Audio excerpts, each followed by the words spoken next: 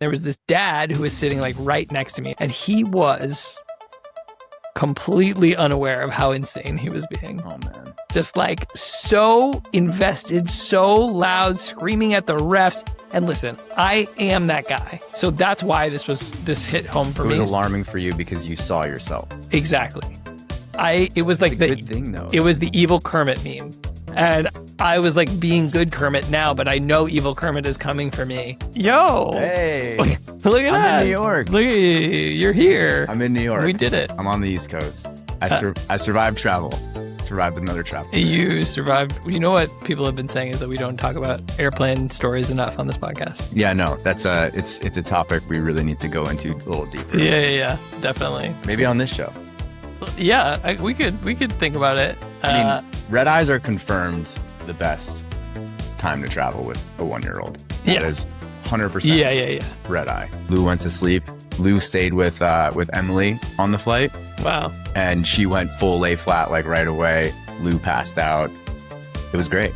That's great. Yeah. Love it. The pilots took me in the cockpit with Lou. Yeah? Yeah, they No took way. pictures of us. It was Like before the flight? before the flight. They don't let you do that during the flight. No. They did bring him in though, like for landing to like help so that he could help. Yeah, he's got great fine motor skills. I mean, he's been on more flights than he has months, right? That's right. So like he's a pro now. He's a well-traveled baby. Yeah. Well, there we go. We got our plane stuff out of the way up top. Yeah, I just figured we'd rip the Band-Aid off. Welcome to Dad Club. I'm Jay.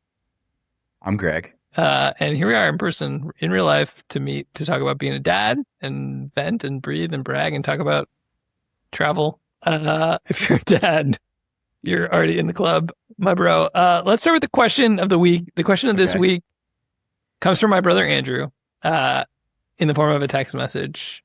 Why isn't DadPad the sponsor of this podcast?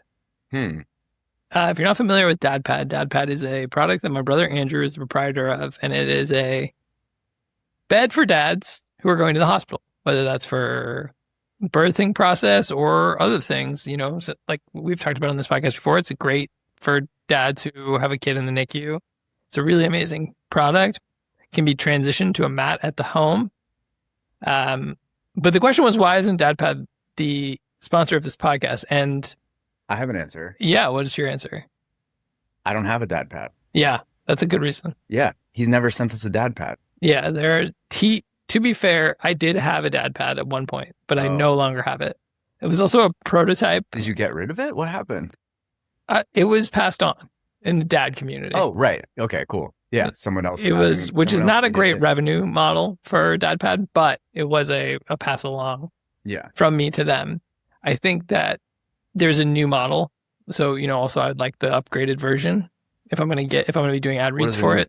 What's the new model? I think there's like a better case and like there's like some other stuff that it can do, maybe some pockets on the pouch. Yeah. Okay. But anyway, DadPad is not formally the sponsor of this podcast, but they could be. As someone who's sponsored other people's podcasts for the better part of 15 years now, wow, marketing, usually the podcast, like he owns the brand. That's right. So like, why isn't DadPad a sponsor of the pod is really a question for himself. And I think that lesson, that sometimes when you're asking a question, you should really ask yourself that question first. He should be asking himself, why isn't that's a lifelong lesson that I'm learning. He can answer that question, that question himself. He can send us an email saying, hey, we would like to sponsor the show. Here's our offer. Oh, yeah. Well, the CPM is high. I just want to make that clear to any potential advertiser. It's premium, ultra premium inventory for dads by dads. Sponsor the pod, DadPad. Yeah, DadPad, bring it on. Let's get it. But why would he need to sponsor it when all he has to do is send in a question? We talk about DadPad for 5 minutes. You can visit DadPad at officialdadpad.com. Terms and conditions apply. You're an official sponsor. Call 1-800-GAMBLER if you have a problem. You're now a sponsor of the podcast. Congratulations. Okay, cool. Well, speaking of asking yourself questions that you shouldn't say out loud or whatever you just said that was better than I said it, I want to start talking about dad stuff. And one thing that my buddy mentioned to me this weekend, we were in Block Island, which was so fun. Love Block Island. And he goes, there's something funny about when you talk to your child, but you're actually talking to your wife. And I was like, I have to start a new pod doc and write that down before I forget. Because it was so funny. I was just like, it was like, okay, Sadie, you're going to stay with mommy. And it's like, Dad's going to go on a run. Like trying to like raising your eyebrows, being like, hey, mommy, are you listening? Yeah. Sadie's going to stay with you. She does it to me all the time. She's always like, and what's your father think? Where's daddy? Yeah. And it's just like, you're literally just talking to your partner, but you just talk through the child.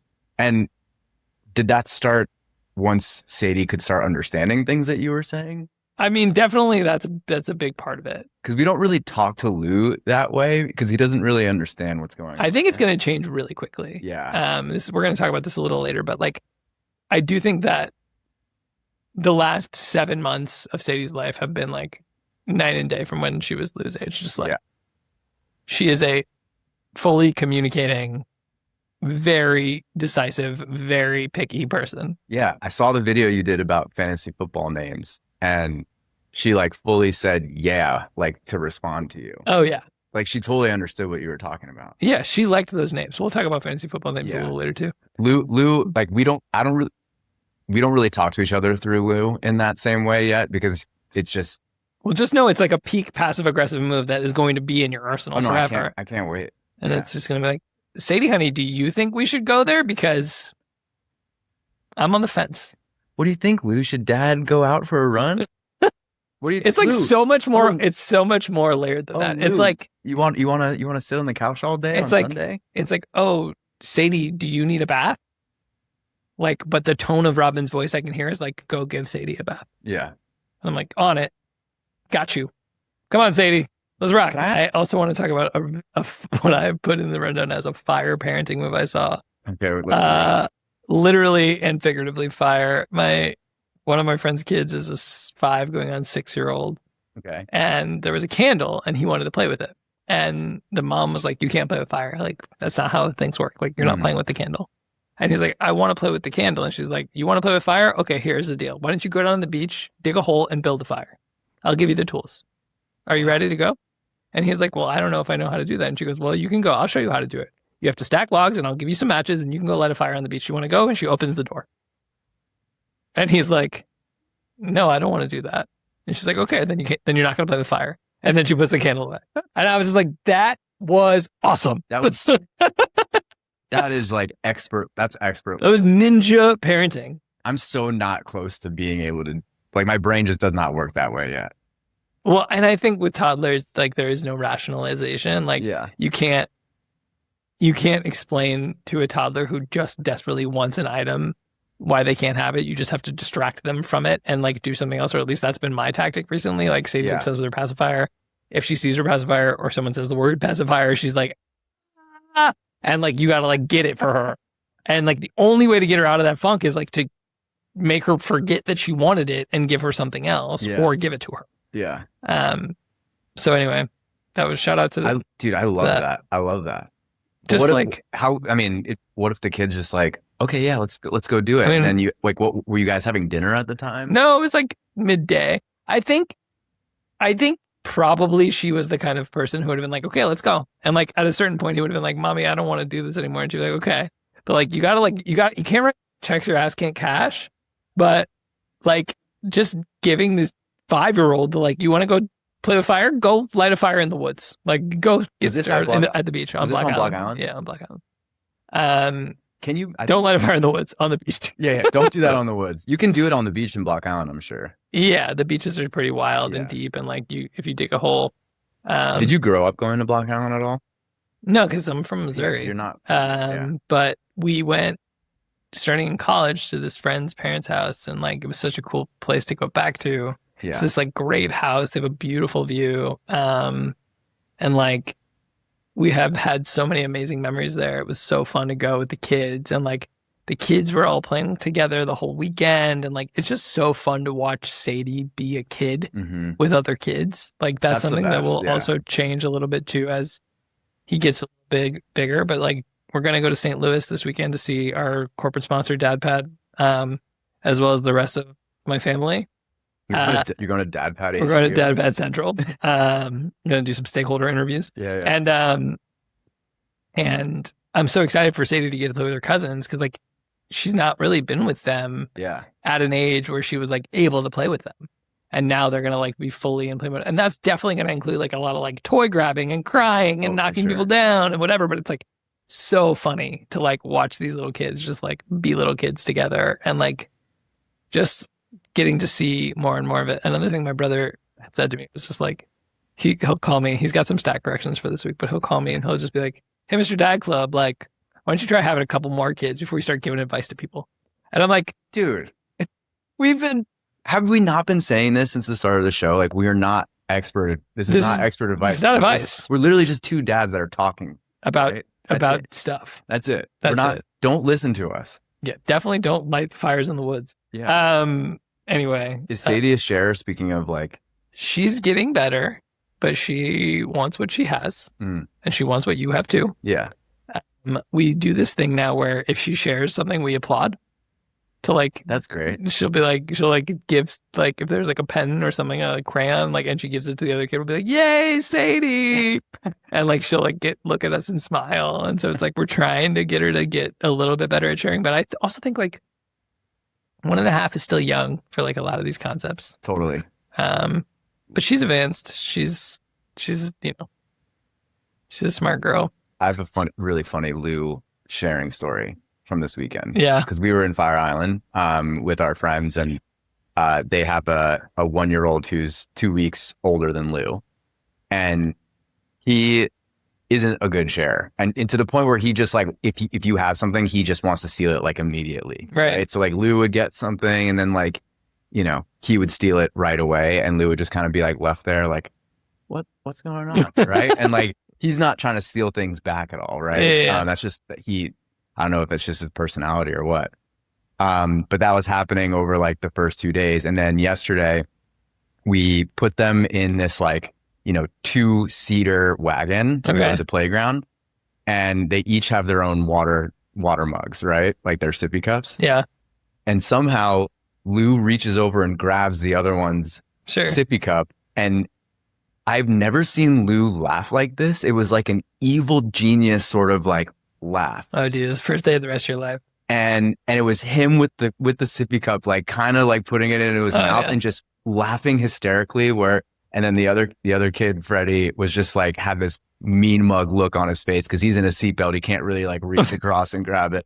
And I think right there, like I got a peek into Lou's future as like a menace. Like I think the hardest he's ever laughed was like him like finally getting back something of Freddie's. Yeah. And like taking control over it was a long con. Yeah. That's so funny. Yeah. At a certain point, you just stop. This summer, we just like, I'm kind of a germ freak. And like, you just kind of have to stop. Like, Sadie, the amount of other kids' cups that Sadie has drank from in the last 6 weeks is like disgusting in his life. But that's very funny. They stopped sharing. Yeah. They're not good sharers, those little ones. But who are, neither are we. Yeah. Very capitalist society. We're not good sharers either. No, take what's yours. That's the lesson. I think the lesson, yes. Take something else. Yeah. Take what's yours and ideally somebody else's stuff too. Yeah. Make somebody else's stuff yours stuff. If you can. Yeah. And convince them to do it willingly. That's really the art. If they're restrained and they can't get it back, that's what happens. Through law or commerce. Yes. Ideally both.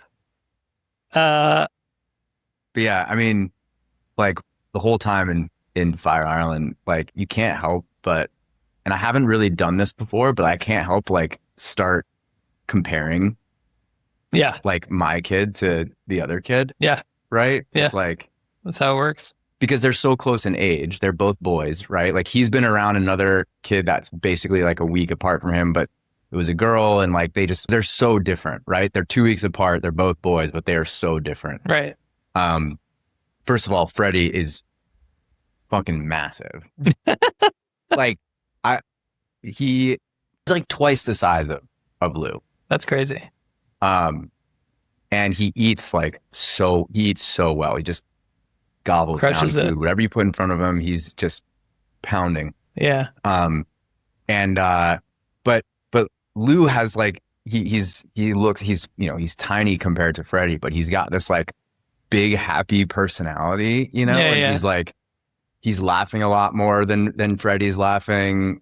Freddie's got like this very serious face going on a lot of times, which is like it's really funny, and you can get him to crack and like start clapping and laughing usually when he's eating, Yeah, right? yeah. But like Fun. we took him to the Same. playground. Yeah, like that's. I mean, as a baby that big, like I think eating is his by far his favorite activity, Right.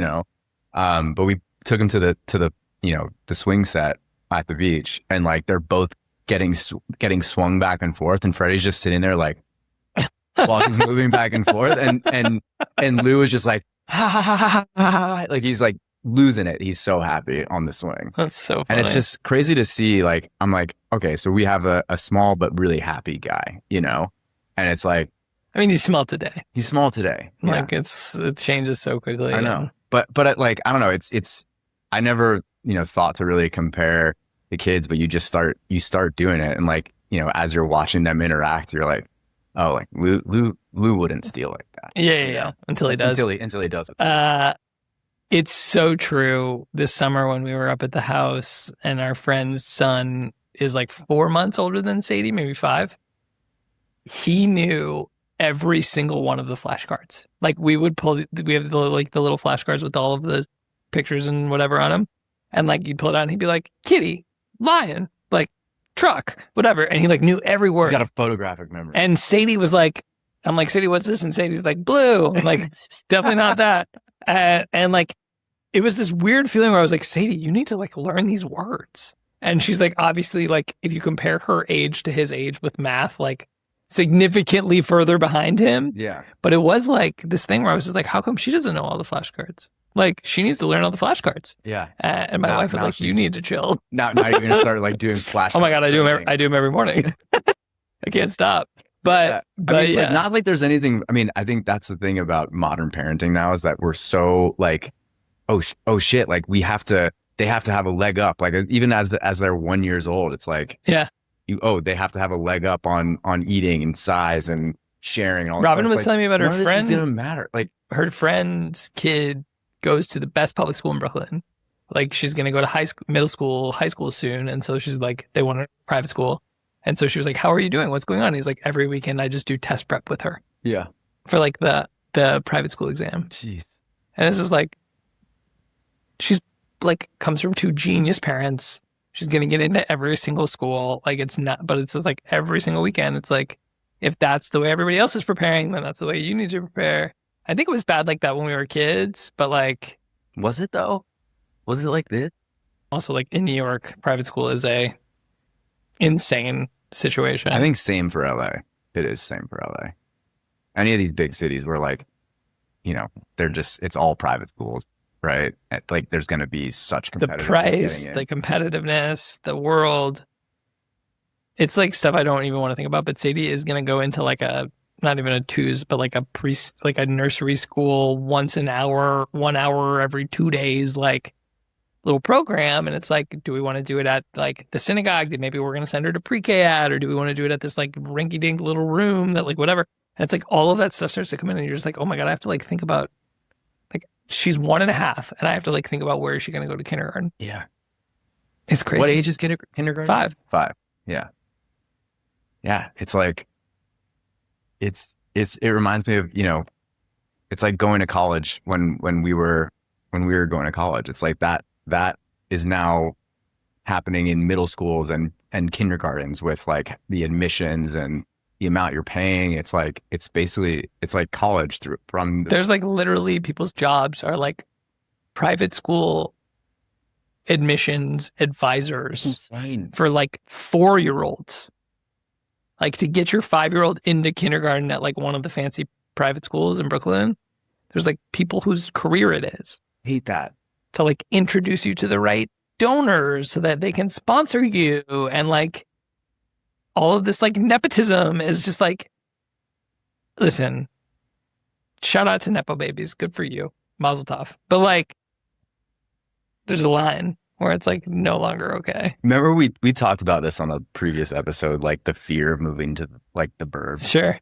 But like it's shit like that makes me just say, fuck it, let's move to the burbs. It's like that in the burbs too. Like you don't think like in Greenwich or in like you're from Connecticut, like all those places have the same sort of competition to get into the private schools. They do, but like you don't need the private school in those places. You don't need the private school anywhere. I just think like in a certain group of people, like in New York, in Los Angeles, like at a certain level, at a certain social status, social class, wealth class, whatever it is, like people think they need to go to private school.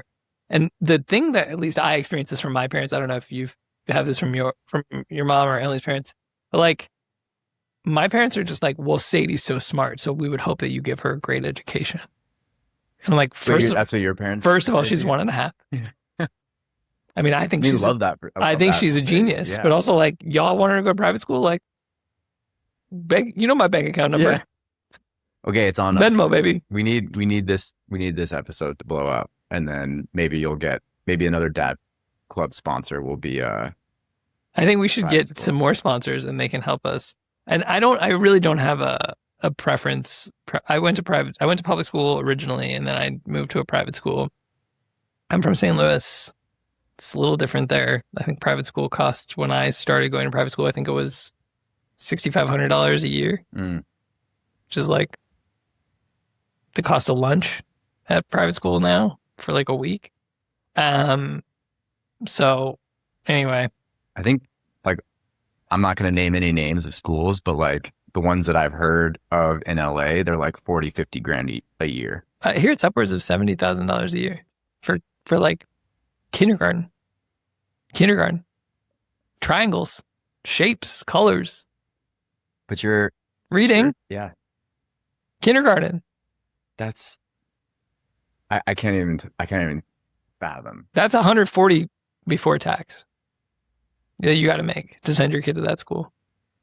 That's just before tax. You know what I'm saying? Like, this is growing, like my wife and I both, we grew up on opposite sides of the country. She grew up in the Bay Area. I grew up in Connecticut, and both of us were lucky to have great public school systems in those places. It's part of the reason why our parents both moved to those towns was like for great public schools. And I'm terrified of the burbs for many reasons, but like that is the thing that I think is the worst part about being a parent in LA and New York, any of these big metropolitan cities, is like the private school scene is just so ridiculous. And I just think in general, and this was like the kind of the big topic I wanted to talk about anyway this week, so we might as well just do it while we're here. But like, I think in any of these situations, it's so hard to fathom the amount of money that you think you need in order to succeed, in order to feel like you're like doing okay and like have your head above water. And like, we've got some savings and we feel comfortable and I can afford these things. Plus I can like do some stuff that I want to do for me. And obviously like you and I are both in situations where we're both extremely like in a well-off, good, happy, like positive situation from a financial perspective. And that's great. But I personally feel so much pressure all the time because it's shit like this. It's like, well, we know we can go to the public school next door to us, which is awesome. And that's great. But how long does that last for? And then I've got the guilt from my parents that I mentioned before, which is like, if you love your daughter, you'll send her to private school. And then on top of that, it's like, well, the private school costs $70,000 a year. And, you know, you still got to pay for all of these other things. Plus there's annual giving and like all the other crap that you're supposed to do in order to fit into that society. And that stuff only compounds as the years continue. Plus like, oh, we're going to add another kid to the mix potentially, like double that number, right? Like, and so you just start to spin out with this, like, how am I ever going to make enough money? We're not. To do this. You're never going to. And the people that I see doing it, and this is obviously a very New York centric view, but like the people I see doing it and feeling comfortable are all these people who work in finance. And like, shout out to them, and I'm happy for them. And like, that's great that they like are there and have that opportunity. But like, as someone who's firmly not in that camp, right? Like I have my own business in media that's like we make documentaries. Like This is your studio. This is my studio. This is Yeah. one of my, I think I have like 6 companies now. Like I am always hustling and grinding and working as hard as I possibly can, but I'm also like so guilty that I'm not doing enough Yeah. because I'm just trying to set my family up for success. Yeah. And it's really hard to take in like all of these different stimuli, especially in New York, where literally every person who you are comparing yourself to is like leaps and bounds ahead of you for whatever reason. So it's just, there's always going to be, no matter what level you are in your personal finances, in your career, there's always going to be someone that's more successful, that when No, you're it at that sucks. spot, your frame of reference changes. And now you're looking at the person who's like in with this life that you didn't even think you were going to be comparing yourself to Sure. at one point, right? Like, and so it's just, no matter where you're at, you just continue to look at the No, other people I around mean, you. for It's just sure. human nature. And like in cities like LA and New York, there's just unlimited levels to success. Yeah. Right. The video game does not end. Yeah. So, I mean, it's part of, and I think that same thing's going to happen in the burbs too, especially if you're moving to the burbs. And A well-off outside- suburb. I mean, we know people who move to like a Greenwich, for sake of example, and it's just like it gets even worse Yeah. because it's like now all of a sudden it's like, oh, you don't have this kind of car. Oh, like you're wearing the same watch you wore to dinner last week, like shit like that. But it's real. It's real. You know what I mean? Like it's a fashion show in a way that's like, at least in the city, it's like we got all types of people here, and like, like what's cool is not necessarily what's most expensive. Yeah. But as a guy who was trying to convince everybody that you can dress cool as a dad, you got to keep up that wardrobe, bro. Got to get that watch collection going. Got to add a couple other brands in there. No, dude, my followers hate the watch. The watch side of it is like the thing that they don't like. Nobody connects with the watch stuff. No. That's too bad. That's the only part I like. What's for you then? It's for you. No, not from your content.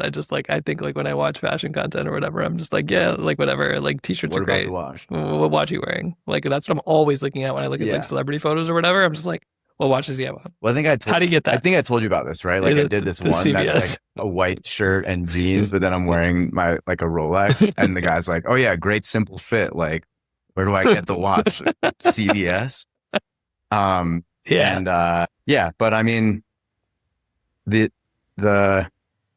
thing is like, what do you do to remedy this? And it's really just, you have to be like so confident in your own, in yourself, right? Like to not go to those places of comparing yourself to someone else who had more than you, right? And like, how do you build that confidence? It's like through things that, make you unique, that money can't buy, right? And I think that's like, yeah, maybe it's your sense of style, it's your taste, it's the connection with your kids, it's sports that you play that you really love to do. Like, I mean, I'm just talking about like myself and how I feel like I've built this confidence to not feel like I need to compare myself to someone who had so much more than me, right? But it's hard, man. It really is hard, right? It's hard when you like, I've been talking about manifesting or like trying to build a world where it's like believing in yourself, waking up every morning and knowing that like you're going to get it done. And, when you have your own company, you don't get a paycheck every 2 weeks that like I know is coming. You know what I mean? Like it's a high anxiety mode of living unless you're in like a boom period. And so the art of like remembering that you have it good is so much more complicated than it seems. Mm-hmm. And that's exactly what you're saying, is like remembering like, hey, what people like about you or what you like about yourself are all of these other things that have nothing to do with how much money you made today. Yeah. But it's also like, I got a list of things on the list that are like, these are going to cost money now. These are going to cost money next week. These are going to cost money in 6 months. Like, and all of those things are real. Yeah. And then you come home, and this happened to me the other day. You come home and you get a letter from the tax man. Oh God. And it's like, oh, by the way, you owe all of this extra money.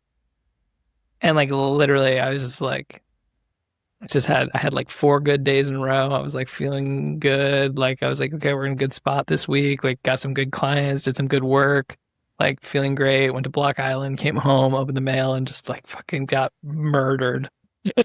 And it was just like, for like you guys can't let me have 1 week. Yeah. Like I can't get 1 week. Yeah. And it's gonna be fine. Like it's not like I need. Yeah. I mean, look, you only get tax bills if you made money, right? Yes, you're only paying taxes on money that you make, and obviously it means that things went well. And Yeah. and obviously I'm very fortunate that we did have a good last couple of years, but like that is all so out of the fucking rear view now. Like it's so easy to just like put yourself in the today, or like what did we do recently this week, next month, like what's on the schedule. Yeah. So anyway, I think remembering to be grateful, present, thankful, like those are the hard things to do. And like a lot of that work is coming out of like stuff like this, where it's like I'm excited because I get to like tape a podcast with my buddy and like have a good episode, or like put a social clip and see like how people respond to it. Or like, Yeah. I'm going to wake up at 5:30 and like go to the gym or like go for a run because like I'm trying this thing that is not my normal life, but like maybe it could be. Yeah. And if that feels good, then like keep doing that. And that can be who you are. That's my Dad of the Week nomination, not to jump ahead, but there's this dude named Isaac Rochelle on Instagram, TikTok. You've seen him? Yeah. He was like a football player, and now he's like a award-winning dad. Garage dads. Like garage dads. And so I wanted to nominate him for Dad of the Week because I've just been watching some of their content, and like it's that like, hey, let's be motivated, and like dads eat last. Like I love that. And there is this sort of like communal dad excitement where it's just like, you know what, like we're gonna get in the dirt, we're gonna throw, we're gonna get our hands dirty, we're gonna just like, sometimes you're gonna come home and you're gonna get kicked in the face from a tax bill. And then, you know what you do, get up off the floor and you pick up your daughter and you put her in her chair and you guys eat some fucking yogurt, like get some melts out and just pop a couple in there. Like you got it made, buddy. Like just go do the thing. Yeah. I wanted to nominate Isaac for Dad of the Week because I think that's his energy. Yeah. No, I Garage Dads is awesome. It also like, I'm so envious of having a garage. A garage sounds sick. Garage sounds so sick. Oh, I rent a house with our family. We don't have a garage. No garage. You just want to live in the suburbs. You're just like, let me get that garage. I want a garage.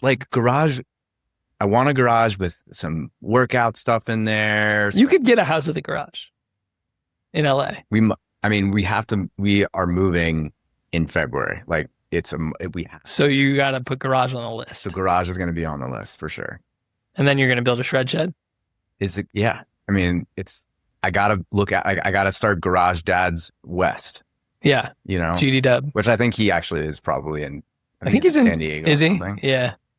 I know he played for the Chargers. Yeah. I thought he was in Texas, but now we're just. Maybe he is. Now we're just conjecturing. He played for the Chargers. Maybe he's not in San Diego anymore. It doesn't matter. He's somewhere in the world. But you're gonna have a Garage Dads chapter. Yeah. Or a Dad Club chapter. Dad Club Garage Edition. Yeah. But the thing is, like, he's kind of like, it makes sense for him, but he's got it easy because all the dads go to his garage. Well, he built it. Right. He built the garage. But like, what it really needs, he can do that because his kids are inside. Like, if something goes off on the Nanit, the kid wakes up a little earlier, he can just go inside and help. Right? Sure. What are these other dads doing that are going to his garage? They're going super early. No, but they're leaving the house, right? Sure. Leaving the house is the problem. You're saying you want to be permanently at home. Right. Like, I think Garage Dad, I love the community aspect, but like we all need to be our own garage dad, right? Be the garage dad you want to see. But I guess you want to see in the world. Yeah. I'm going on these runs though, like before Lou wakes up, because I've timed out before he will wake up. I can go on this run. But it's babies don't always wake up at the same time, right? So like, I've been trying to beat Sadie home, and like 3 out of 5 days it doesn't work. Yeah. Okay, let's talk about sports really quick, and then we gotta go. Okay. Okay, so the Little League World Series started yesterday. Love the Little League World Series. You're gonna be a Little League dad, I assume. 100%. Like Lou's gonna play baseball whether or not he likes it. Dude, with a name like Lou, you kind of have to like you gotta play some ball, right? You gotta play some ball, and then you gotta start a really cool indie band. Have a kind of a gravelly voice. Yeah. I mean, he's and his middle name's Riley, so it's Lou Riley. So like he's gonna be a ball player at some point. He's gonna maybe become like a barbecue pit master. I feel like that's a rock star name. Yeah, Lou Riley. It's like, yeah, the second coming of Big Dog Lou Reed. Well, the Little League World Series started yesterday, and it reminded me of I spent all week last week. I was doing a Nike shoot. No big deal. Yeah, it was cool, and we were at these youth basketball tournaments in New York City, and they're super cool to see because they're like all street ball, and it's these high school kids, and like it means everything. Like these kids are just absolutely laying it out on the line. They're so good. That's awesome. The second event was up in Harlem. It's called New York versus New York. Yeah, and it's this like very cool like knockout tournament of all of these great teams in New York. They're all playing against each other, and we were watching one of the women's games. And there was this dad who was sitting like right next to me, and I was in the front row because I was with a basketball player, and she was in the front row. We were shooting with her, but there was this one dad who was next to me, and he was completely unaware of how insane he was being. Oh man, just like so invested, so loud, screaming at the refs. And listen, I am that guy, so that's why this hit home for me. It was alarming for you because you saw yourself. Exactly. It was like the good thing though. It was the evil Kermit meme. Yeah. And I was like being good Kermit now, but I know evil Kermit is coming for me because it's like, I will be so invested in my children's sporting events, and I will want them to succeed in a way that like, if a bad call happens, I will be absolutely livid about it. Yeah. But you have to figure out how to lock that shit up. Yeah. Because it's not a good look.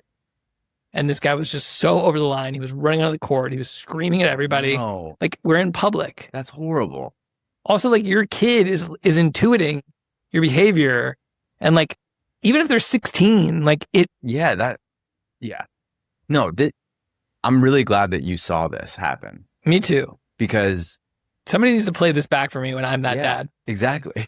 They'll be like, dude, no, but 14 years ago, you said it on a podcast. You need to remember, like, just anytime you catch yourself doing it, it's like, remember the guy. Like, you need to like have like some. It's a mantra. Something. Remember the Titans. What's something you could call this guy? Yeah, basketball dad.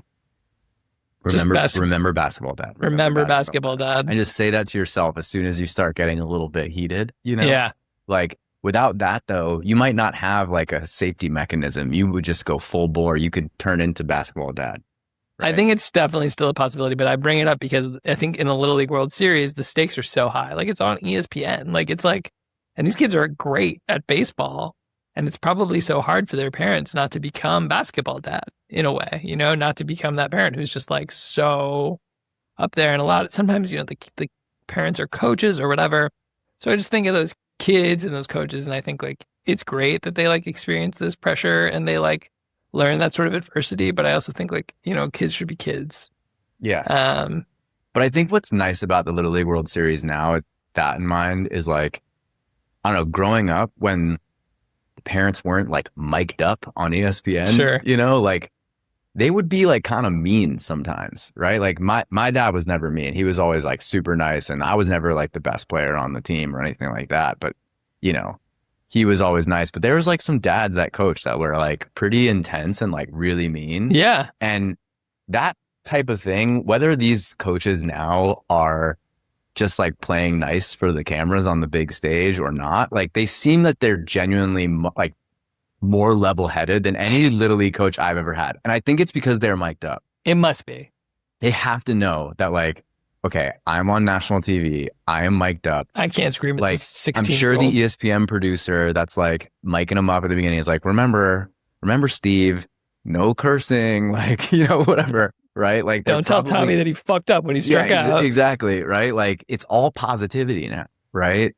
Like, I gotta watch some more Little League content, but I do. Gone are the days of like, cheating and lying on your birth certificate to get into the Little League, World Series. We used to say, my dad used to say, I was a hockey player, and like we would play these kids, especially when you go up to Canada, and it was like I'm like 5'6" or 7" at the time, and like these kids would be 6'6", like, and my dad would be like, that guy's got a family of 4 in the car.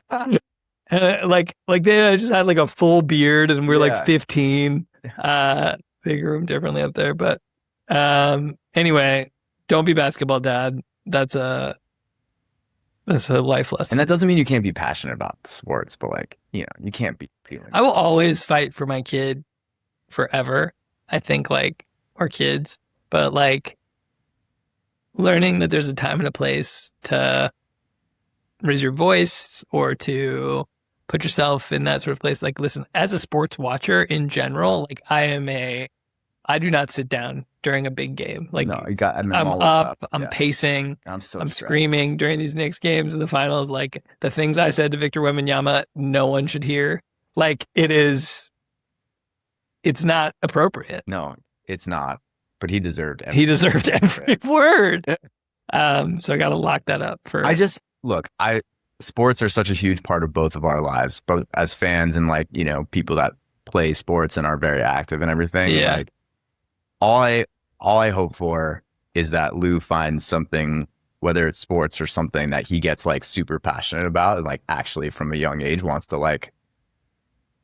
really like go all in on. Yeah. Right? Yeah. Because I was lucky to find something like that for me. Like, I played a lot of sports, but then when I found snowboarding, I like went all in on it because I just truly loved it. Yeah. And I think it helped shape me, in so many ways, right?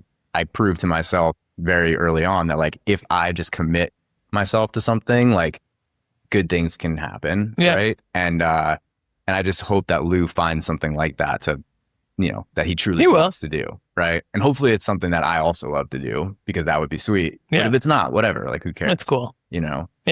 But yeah.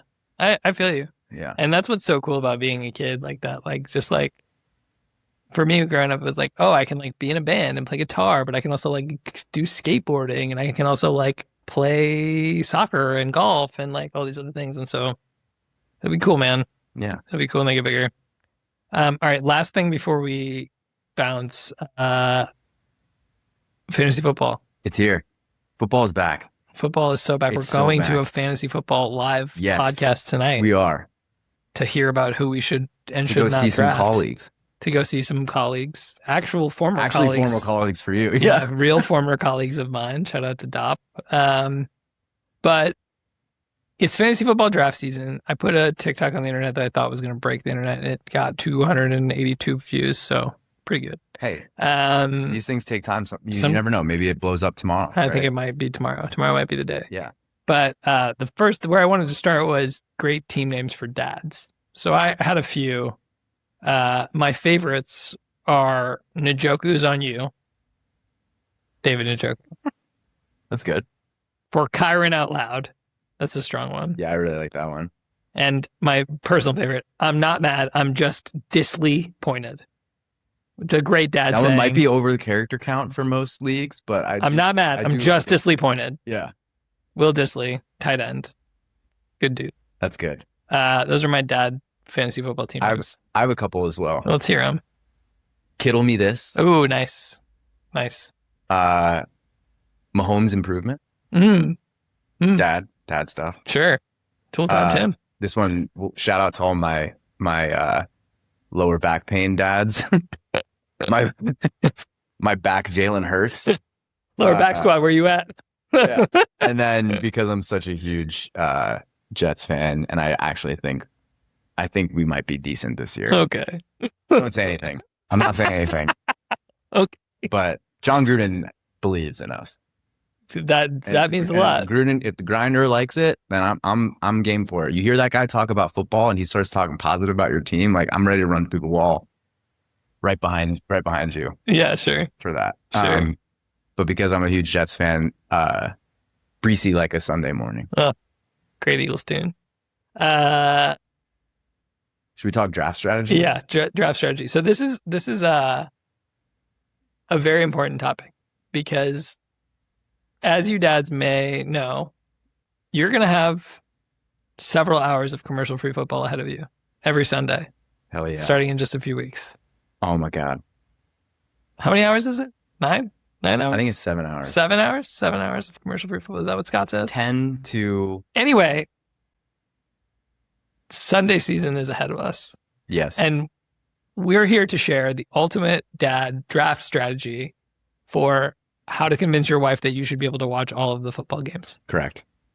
So we're going to bring you our boom, our bust, and our sleeper pick for how to watch NFL football for the entirety of the day on Sunday. Right. Because we're going to leave the actual fantasy player draft knowledge to our colleagues. Right. Dopp, Field Yates. Yeah. Whichever fantasy podcast you like. Let them do that. They can do that. I think you should be listening to the Mina Kimes show if you're interested in, some advanced statistics. Ringer does a nice job sometimes. I actually really like the fantasy footballers if you've ever watched that one. Sure. They're great.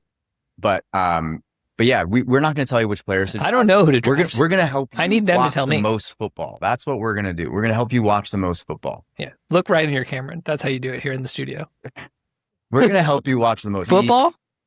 That's what we're here to help you do. That's what we're going to do. Welcome. As a dad, this is the ticket. Welcome to the ultimate dad football watching draft strategy. I'm going to start with my... Brought to you by DadPad. Brought to you by DadPad. Let's start with our booms. Yep. Here's my boom. It's gonna sound crazy, but my boom pick is I'll watch the kid this afternoon. Now you might be saying, Jay, what do you mean? You're trying to watch football. How are you also going to watch your kid or kids? Here's how. First of all, my kid naps between 12 and 2:30. So game start at 1. That means I get at least a solid half of just pure, unadulterated football watching. Then Sadie wakes up. She comes downstairs. Football's on the TV. We're watching football. And then she's playing with whatever she wants to play with in the living room. And Robin can go out and go hang with her friends and do whatever she wants. But Sadie's now starting to get into the TV. So she's like, oh, that's cool to watch. Plus, there's all sorts of toys and stuff. And you got to do some playing. But the great news is you're going to have Red Zone on. And Scott Hansen's going to tell you what you need to look up. Yeah, that's good. That's my boom pick. So being on the West Coast, football is not an afternoon thing. Oh, I'm so jealous. Football is an all day thing. I'm so jealous. And so I'm going to one up you. My boom pick as a West Coast football dad is I got the baby all day. You go do your thing. Yeah. All day. Wow. Because Lou right now is on the 2-nap schedule, right? So the 2-nap schedule. It's going to end during the middle of football season, but you keep going. Well, as one does, we will adapt. Yeah, you'll adjust. Next man up. Listen, yeah. Sometimes the guy hits the IR. But yeah, right now Lou's waking up, like I said, around 7:30, 8, right? Yeah. I'll get up, I'll, get my coffee, feed him his bottle, get him going, do a little breakfast, right? We'll handle that early shift. And then he will go down for his first nap around 9:30 or so. Early games start at 10. Oh, a dream. So he'll go down at 9:30. I'll have 30 minutes of, hey, locking your roster. Injured. Like, do I need to sub someone out? Like, I'll have like that 30 minutes. Maybe throw a couple ridiculous trades in there just to see if anybody bites. just to see. Probably tinker myself out of a win that week. That's how you do it. Gotta tinker. And yeah, never tinker. Such a tinkerer. 10 a.m. full slate. That's the best part, right? The 10 a.m. slate. Oh. Full football watching. He'll be up around like 11:30, which is like, we'll be in like probably the third, fourth quarter, do a little bottle with him while we watch the end of those games. Those games will probably end around the time that lunch happens. Yeah. We'll do some lunch. And then, 1:25 is when the afternoon games start, which is also kind of lined up to when his second nap is around that same time. So basically his nap schedule is lined up perfectly with the beginnings of each of these games. And now, like there will be some, time where I'm dealing with him or making sure he's playing with stuff like during the end of games, during like witching hour and whatnot. But man, it lines up perfectly. And so Emily can do whatever she wants throughout the day. She wants to go to farmers market. She wants to go to Pilates. She wants to go see friends, whatever. Like, she don't got to worry. Huge. So that's It's a my boom. boom. That's my boom pick. Okay, what's your bust? My bust is college football. Yeah, I love college football. I do, but you really, Buffaloes. you really got to bank goodwill on Saturday. Yeah, As they say in running with training, you got to put the hay in the barn, right? sure. And so putting the hay in the barn is Saturday, right? Like, you have to get stuff done around the house, hit the errands, whether it's groceries, cleaning, building something, whatever it has to be. Like, you got to get that done on Saturday. And you're taking the baby all day on Sunday. So, maybe Emily can help with the baby more on Saturday while I'm doing some of these things that are around the house that I'm definitely not doing on Sunday. Totally. Right. But you got to bank that goodwill. And part of that is, maybe keeping it to like one college football game on Saturday. Right? Yeah. That's my bust, college football. Ooh, like maybe, I mean, you could always go Pac-12 after dark. You know what I mean? Like It's not that dark for me. that's what I'm saying. Like, Lou will be asleep for the Pac-12 game. So you That's can true. still get that in. That's true. The Buffs are Big 12 though now. Yeah, it's true. And Pac-12 is, I think, Pac-2. Yeah. It's small now. What's your bust? My bust is brunch. Mm, Don't agree to brunch. If you agree to brunch, you're going to miss football Sunday. Yeah. Brunch might sound good because it's at 11 o'clock and you're like, oh, there's time to go. We'll go eat. We'll have eggs. I'm hungry. Maybe I went for a run this morning, or maybe I did my 5 a.m. even before Robin said he woke up so I could get my big run in. Then I came back. They woke up. We did the thing. I'm starving. Let's go eat brunch. Don't go eat brunch, because if you go eat brunch, first of all, you're going to go with her friends. Second of all, it's going to be one. You're still going to be at brunch. The game's going to be kicking off and you're going to be itching to get out of there, but they don't want to go anywhere because they got nothing to do all day because they know that football's on and they don't want you to go back and watch it. So now all of a sudden the hang's going to get extended. You're going to end up somewhere you don't want to be. Brunch, bad move. Don't do it. Yeah. It's my bust. So here's my sleeper. Okay. Again, this is a West Coast only type of thing. Okay. My sleeper is taking Lou to the sports bar for 10 a.m. Strong. I don't know how it's going to work yet because I got to figure out the nap schedule type of thing. But maybe it's like, maybe when he wakes up from the nap, we'll drive during halftime to catch the second half of the early games at the sports bar. Yeah, I like it. With Lou. I like it. Set up the Duna on a high chair, like, get him settled in. You're in a good window. Dude, there's something so great about having breakfast and like a Modelo while you watch the early games with your friends. We've got a ritual where we go to this one spot in Santa Monica. Shout out Jameson's. Oh, sure. Irish pub. It is awesome. Sure. I know Jameson's. Oh yeah. Jameson's is an amazing place to watch the early games. Yeah. I used to do that with my buddy Adam in there's that spot in West Hollywood. Barney's? No, not Barney's. It's on Melrose. Anyway. Oh, yeah, that place. I know, yeah. Yeah. I don't go to West Hollywood that often. That's far. But JMO's is like, that's the spot. I love that. I think meeting up with some buddies, if they have kids too, bringing all the kids out for brunch, that's when brunch actually is not a bust. Yeah. That's a dad brunch. Yeah. Which by dad brunch, I mean you drink beers and maybe eat some eggs. Yeah. And then the kids are there. The best part about it, and again, lining this up with the baby is going to be tough now with nap schedule, but like getting to the sports bar, having the breakfast, like eggs, bacon, hash browns, and a beer, you have that. Then you wait to, by the end of the early games, it's like lunchtime. It's like, all right, time for wings. Time for wings. I mean, first of all, it's always time for wings. Yeah, but like you get from like 10 a.m. breakfast all the way to like wings at lunch. Lou is still at the age where you could actually just like sleep him in the Duna. Yeah. And just like let him pass out at the bar for his nap. Yeah. And then like just ride it on through to the afternoon. You know what I need? I need some good baby headphones. I've been seeing babies. We have them, but they don't want to keep them on. Right. But like babies at sporting events, like you mean the over ears? The over the ear headphones. Yeah. It's like, so that blocks out loud noises and loud cheering and whatnot. Like I need that for the sports bar. Yeah. If it's loud. because it can get pretty loud in there. And like, if he's got those on and he's in the Duna, like maybe he could just like, Sounds great. I think that's the move. My sleeper is I'll work out Saturday so you can work out Sunday. And that's about just doing a big flex. But essentially, like, especially if you're in a training zone, if you're doing long runs, like I'll be doing long runs this fall.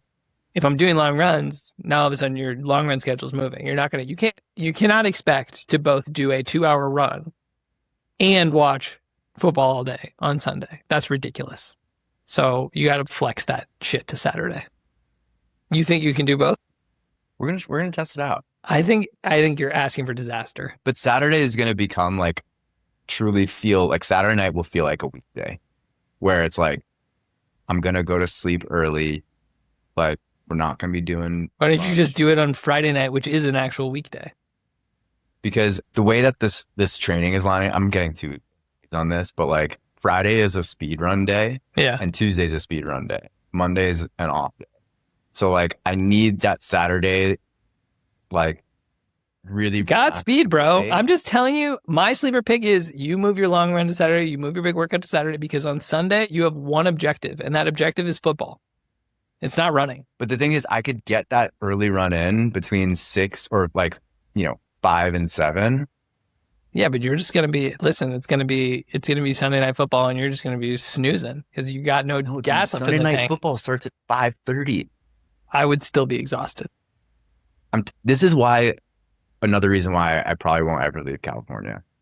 I just love being a sports football's fan. Incredible. Dude, you have Sunday Night Football, and then you still have all this time for like whatever Sunday night shows you want to watch. That I do miss really badly. Like that is epic. That's epic. That was the best part about living in California, was the football schedule.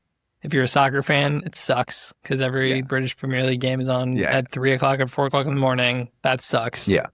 But for NFL, I mean, you do miss the Europe games. Those are early. They start at 6 a.m. It's early. Yeah. I mean, but what a joy to open your eyes and just like get to check the football scores. It's really bit me in the ass sometimes. Like when I was younger, when I was younger and we were partying all the time, like I would sleep through like an injury or something. Totally. I forget that some guys in my lineup in the London game. And but yeah, nowadays it's like you wake up and there's football on. Like I just watch it in bed. It's epic. Breakfast football is the best. But that will suck I'm not going to wake up that much earlier. I'm going to sacrifice the London game. I'll sacrifice the Munich game. I think that you have a great point. And I do miss living in California for the football schedule. Yeah. But I don't miss living in California for the lobster rolls that I eat all summer. That's true. So we've got lobster rolls in California too, but it's not the same. No. The thing about California is we do have really good versions of all like the East Coast staples. There are really good versions. There's great bagels. There's really great pizza. But the ceiling is really great. The floor is really horrible of those things, right? That's like, you don't want a low floor. No, because I don't eat bagels in LA, not because there aren't good bagels, but because I don't want to wait in an hour-long line for a bagel. Yeah, that's ridiculous. Yeah. Which is like what you have to do in LA for like good bagel. Yeah. Yeasty Boys is okay. Yeah, they are good. That's Shout out Yeasty Boys. I actually do. I've met the Yeasty Boys guy before. Yeah. And he makes good bagel. There's that new place that people, whatever. Listen, your bagels are fine. They're not great. And that to me defeats the purpose of a bagel. Can't do it. Same reason you can't draft Jahan Dotson. He's just not going to do it for you. It's a high ceiling, low floor. All right. Quick stat corrections from my wife. Going into the women's room is a weird take. Okay. It's not. I guess I stand corrected. I mean, listen, I'm ultimately probably not the one who gets to make this decision. I'm sorry, Robin. This is 2 weeks in a row now where your stat corrections are not corrections. One of them was a question for me last week about, are you sure it's that thing is supposed to strap the baby down to the changing table, or is it supposed to attach the changing table to the dresser? She's probably right about that. But that was a question. That was not a stat correction. She was like, doesn't he get a rash from the strap. Doesn't it scratch his Put it body? with bare skin. Yeah. No, I mean, when you're changing a diaper, you gotta get skin. Gotta get the Going skin into out. the women's room is a weird take. Is just a comment about. It's a stat comment. It's not a stat correction. It's like, Yeah, it's just a judgment. yeah. The other stat correction she sent me was that I stack shit on a towel to dry all the time. This is in response to my stacking things. I think that's true, but what I will clarify here to you, honey, is that doing it on a towel, the condensation gets absorbed. Doing it on the countertop, it all just sits in its wetness. Mm. So Again, correction there's uncorrected. These things called drying racks. Yeah, we don't have. Sounds we like don't, you just need bro. a We don't drying have rack. counter space for that. We live in New York. You have counter space enough for a towel and stacking things. You can put a drying rack on. Yeah. You have any? Okay, I have one from my mother-in-law, and I'm actually gonna read this text because I think it's really funny. Okay. This is from my mother-in-law, Kathy. Listening to your latest podcast, it's so funny that you believe you have skill when it comes to loading a dishwasher. I respectfully disagree with your opinion that you are an organized dishwasher loader. That is actually a pet peeve of mine, and when I visit, I notice a lot of misuse of space and organization in the dishwasher. Examples: utensils all over the upper rack, not organized by type, spoons, forks, knives. I notice large items are in the dishwasher, often in the middle of the rack, and not off to the side or back, which limits what else you can fit in. Bowls sporadically placed. I can go on, but those are just a couple. LOL, love you. Wow. I responded to her and I said, Kath, that is your daughter. I'm constantly trying to fix this. And then she agreed, like, oh my God, I just realized, that probably is Emily. Ha ha ha ha. And then she wants to do a dishwasher contest when she's over next. Great. Love it. So that's very funny. I am a dishwasher dad. I think that's not up for debate. Kathy, I love you.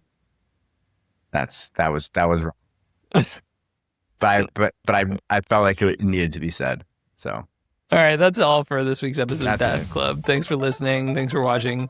Tell all your dad friends to get up in this West Coast garage, West Coast Chopper Dad Club edition. Follow us on Instagram, TikTok, YouTube, wherever you can. And we'll see you here next week. I'll miss you. It's been fun to have you in the studio. I know. I wish I could do this more often. I know. It's just you just got to watch NFL games earlier than me. It's life. Yeah. Well, thanks for having me in the studio. Hey, man. Anytime. Really cool. It's hot under these bright lights. It's nice. It makes you feel important. Yeah. Yeah. Oh, man. All Go right. Dads. Go. Oh, yeah. Freaking go Dads. Go Dads.